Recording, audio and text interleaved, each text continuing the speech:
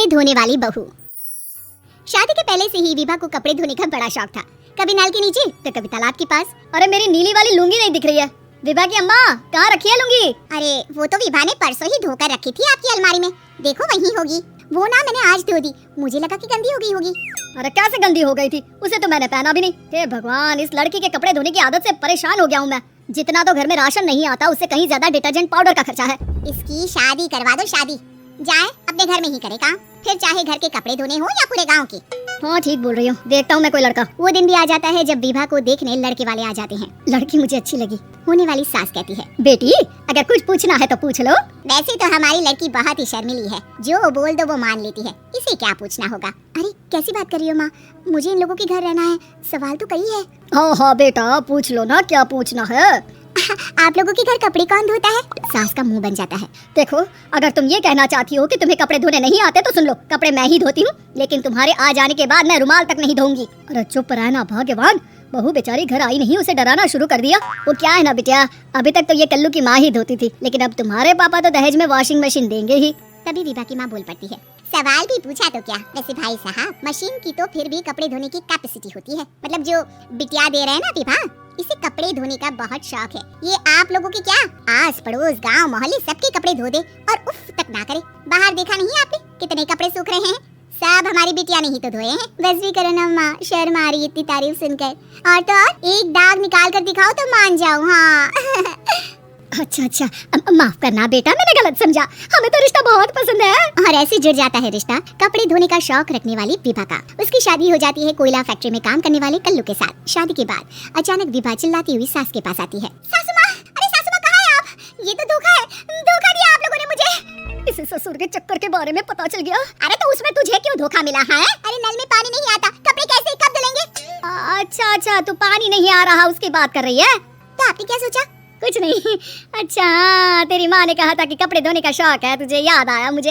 शौक बोलकर कपड़े धोने वाले मेरे जुनून को कम ना आके सासू माँ, कपड़ा धोना मेरा गुरूर है। तभी पति भी वहाँ आ जाता है। अभी मैंने इसे सनी देओल की फिल्म दिखाई है, उसी के डायलॉग मार रही है माँ। अच्छा सुन, साफ बता रही हूँ, पानी सुबह 4 से 6 और शाम को 10 से 12 आता है, समझी? विभा टाइमिंग सुनकर हैरान हो जाती है। ये क्या भूतों का मोहल्ला है? सुबह 4 बजे उठकर कौन कपड़े धोता है? 4 बजे टंकी में पानी जाता है, फिर सारा दिन धोना ना, किसने मना किया? अरे कैसे बात कर रही हैं? 200 लीटर की टंकी में कितने कपड़े धो लूंगी मैं? सुबह ही उठ जाऊंगी मैं। अब क्या था, विभा सुबह 4 से लेकर रात के 12 बजे तक कपड़े ही धोती रहती। एक रोज सास पड़ोस से निकलकर कहीं जा रही होती है कि साथ वाली कहती है, हाँ कल्लू की माँ, जरा ये बताओ कि 2 साड़ी है, 2 ब्लाउज और एक पेटीकोट और एक नाड़ी वाला लंबा कच्छा। हाँ तो? अरे तो क्या, कितना लोगी धुलाई ये बताओ? धोबन दिख रहे हैं हम क्या? हमारे पति सरकारी नौकरी से अभी रिटायर हुए हैं और बेटा सुपरवाइजर है कोयला फैक्ट्री में। धोबन समझ रखा है हमें? हाय रे कल्लू की अम्मा, माफ कर दो, वो तो मोहल्ले में यही सब बता रहे थे कि तुमने बहू को कपड़ा धुलवाने के काम में लगा दिया है। सास को पड़ोसन की बात सुनकर गुस्सा आ जाता है। वो घर पहुंचती है जहाँ घर के बाहर ही इतने सारे कपड़े सूख रहे होते हैं जितने कि किसी धोबन के घर पर। अरे ओ कल्लू की दुल्हन, बाहर निकल। माँ जी यहीं आ जाओ, बाथरूम में चादर धो रहे हैं हम। अरे अभी हम धोते हैं, तुमको बाहर निकलो। ये आस पड़ोस वाले बोल रहे हैं कि हम बहू से कपड़े धुलवा कर उसे कपड़ा धोने वाली बना दिए हैं। अरे छोड़ो ना माँ जी, किन लोगों की बातों में आती हो? आस पास के लोगों का तो काम ही होता है कि वो किसी तरह सास बहू को लड़ा दे। बहू सारे घर के कपड़े धोती है, ये क्या कम है? बोलिए। सास को भी लग जाता है कि वो बहू का ये संकीपन नहीं छुड़वा सकती, इससे अच्छा है कि खुद ही चुप हो जाए। एक रोज सास और बहू मंदिर जाते हैं, जहाँ सास की साड़ी वहाँ खड़ी भीख मांगने वाली से मिलती है। माँ जी क्या बात है, आपकी साड़ी उस भिखारन से कितनी मिल रही है ना? हाँ देखो तो दोनों की साड़ी मिल रही है। क्या बात है कल्लू की अम्मा, तुम खुद को तो अफसर की बीवी बताती हो और ऐसी सिंपल सी प्लेन साड़ी पहनकर घूमती हो। सिंपल और प्लेन नहीं है ये साड़ी। तो क्या सोने के धागे से फूल बने हैं? कुछ भी सासू माँ, कुछ भी।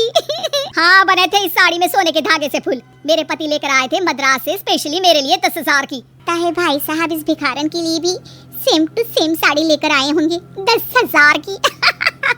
सास उस वक्त कुछ नहीं कहती, लेकिन बहू के साथ घर आती है और अलमारी से एल्बम निकाल कर लाती है। ये साड़ी देख रही है, ये वही साड़ी है जिसे मैंने अभी पहना था।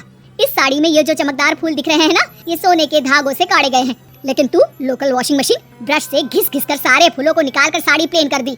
मुझे माफ कर दीजिए सासू माँ। और तो और, जब मैंने तुझे तेरी गलती के लिए कुछ नहीं कहा, लेकिन तूने तो सबके सामने मेरा मजाक ही बना दिया। क्यों? बहू को समझ में आ जाता है कि अब से उसका कपड़े धोना बंद।